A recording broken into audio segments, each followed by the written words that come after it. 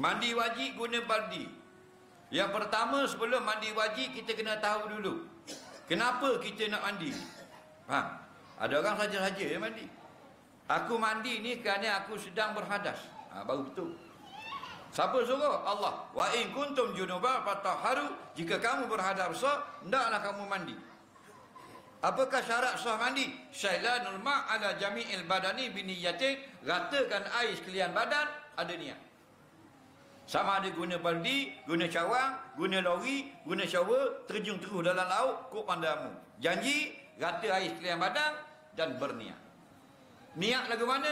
Ikut pandai. Caranya mudah. Sahaja aku melakukan mandi yang fardu, sah. Sahaja aku mandi yang wajib, sah. Sahaja aku mandi yang diwajibkan oleh Allah, sah. Sahaja aku mandi kerana diperintahkan oleh Allah, sah. Sahaja aku mengangkat hadas yang sah, sah. Faham tak lagi? Maka kalau nak mandi dalam baldi, muak tak kita masuk dalam baldi? Itu soalan dia. Kalau muak, silakan masuk. Air baldi besar, ada baldi besar, dia pun nyelang. Gemuk. Dalam kitab Sabilal Muhtadi, bila dia nyelang, dia niat. So. Faham lagi? Cuma kalau air tu sedikit, tak lepas. Baldi kecil, dia nyelang. Tegak tu baldi, takkan masuk habis. Tak terakak lah hadas. Dia keluar pula, tak boleh. Jadi air itu mustakmal. Faham lagi? Jadi kalau dalam baldi, naklah kamu jiruh saja. Jiruh tu ialah akak baldi kalau urap. Pung sikit-sikit, sunat basuh atas kepala dulu. Kemudian belah kanan dulu, kemudian belah kiri dulu, jiruh-jiruh sikit-sikit gonyong, jiruh sikit gonyong, jiruh sikit gonyong. Kalau tidak ada cebok. Kalau ada cetong, lebih baik pakai cetong. Pegang baldi, ambil cetong, cium basuh muka. Cium basuh kepala. Cium semua. Rata sah. Bukan kata sebeledi, secawang ni. Cawang ni dia mandi junub rata, sah tak? Dia jalan jumpa air sesudu, dia pun mandi rata, sah. Sah lah, cuma rolik dak rata dah pasal sikit. Tapi kalau rata, sah. Dia tak kira beledi tak beledi. Faham? Rata jami'il badani, sekalian badan. Cuma kena ingat, kalau mandi kena duduk. Sebab apa?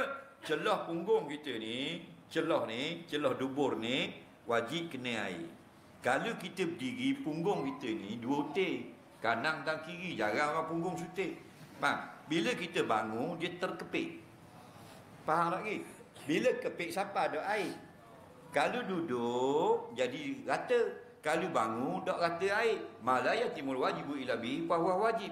Kalau duduk, baru rata, maka wajib duduk. Faham lagi? Ramai orang diri. Dia gonyok punggung, luar punggung ni. Cek. Celah ni kena tak? Tak. Sah tak? Tidak sah. Itu masalah. Biar saya tak mau duduk, saya nak sembuh air kuat kot celah. Boleh? Silakan. Asal kata sah. Atau dia rocoh dengan kayu. Jadi nyusah pula. Baik muduk tinggal. Ambil air, pong sembuh. Kata. Faham? Situ kena jaga. Nak? Rapuang tu jaga sikit. Rapuang. Baru nikah okey. Hak anak 3. Pasal baru nikah pinggang 27. Ambil jilid kulilik 27. Tapi anak 3 dah 73. Faham lagi? Jadi bini kita kena khabar, kena ajar. Rapuang anak 3 dah ni, perut ni ada belah pihak sini. Ada belah pihak. Kalau dah akak ni, kena dah air. Jangan main, tak sah. Dia akak mandi junub, mayah tak sah, dah tak kena air celah perut. Mujimak dia berdosa, tak terakak hadas haid. Patut suruh mari dengar. Faham?